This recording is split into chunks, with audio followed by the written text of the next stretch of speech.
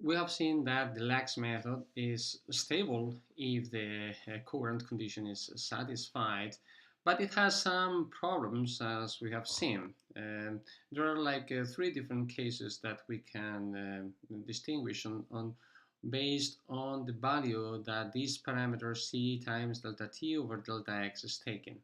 Okay, first we know that if current condition is not satisfied, so if this parameter is higher than 1, the method is unstable, so it's not valid. But then we have seen that even though if this parameter here is lower than 1, we have seen that we are not getting the right result, the one that we would expect in the advection equation, because the shape of the wave, the initial wave, it changes, so it gets more diffuses, so that sharp peaks somehow that appear initially, they get smoother, and that's why we are saying that the method gets diffuse. And as you will see, it's something what happens in the heat equation, the heat equation, which is another kind of the parabolic partial differential equation. And actually that diffusion gets worse when we get smaller time steps, and only just when this parameter is equal to 1, then we've seen that the method converges to the exact result. But why is that? Of course, it's related with the strategy that we have followed in order to get that method. Because if you remember, you just change by hand, make a replacement by hand based on the starting from the forward time central space method. So, and it has some consequences. And as we are going to see, what happens is that the finite difference method we got within the lax method, it's not consistent. So basically means that the finite difference method we got is not the finite difference representation of the advection equation, but is, as we are going to prove, it's the finite difference representation of this equation here. It's true, it's this part is actually the advection equation, but doing the replacements by hand, as we did in the lax method, we're also introducing another term, which actually, as we'll see, that component here arises in the heat equation. This is the coefficient associated to that. So that's why we are saying that we are including here a diffusive term that's making the solution more diffusive. So, and how can we say that? We are going to prove that. So we're going to derive the finite difference representation for these equations now. So in order to get that, basically we are going to consider the results that we got, either for the representation for the partial derivative of u with respect to time, which is this one, considering the same forward time central space method we have derived before. Also, we are going to consider the same finite difference representation for the partial derivative of u with respect to x, which is going to be this one. And now, in order to finish with that, we need a finite difference representation for the second order derivative of u with respect to x. And for that, we are going to follow to the following. In order to appear that second order derivative, we are going to do a second order representation, second order Taylor expansion on the x variable. So we're making that this Taylor expansion around the xt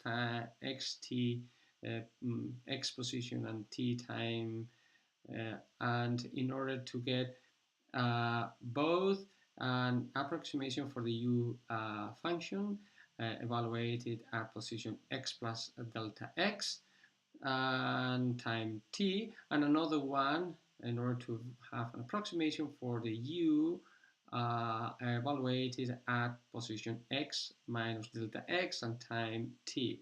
So these are actually the two Taylor expansions. We do know actually how to get them. The only difference between the two, as this is we are going forward on space and we're going backward in space. The only difference is here the sign in the first order.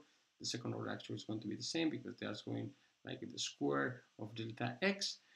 And as remember, we want to get an expression for the partial derivative of u with respect to x, yes, in terms of the values of u on different positions. We want to eliminate that contribution here, the contribution associated to the um, uh, partial derivative of u with respect to x, and we are doing that, yes, summing these two equations here. And we sum these two equations, these two cancel each other, and we are getting that one. And from here, it's actually very easy just to clear the partial derivative of u with the second order derivative of u with respect to x. And if you are doing that, this is what we get. And yes, the only thing is you are going to apply that one and evaluate this second order derivative u with respect to x at the position n, characterized by the index n and time j. So when we are doing that, it arises, you can see it arises the u values all at the same time j, are located at different positions. So this one is located at position n plus 1, which is coming from this one. This one, it corresponds to the u value at position n, coming from this one. And this one is the u value corresponding to position n minus 1, which is coming from this one. So we have to plug that finite difference representation for the second order derivative of u with respect to x here. And yes, that's collecting all the finite difference representations we do have.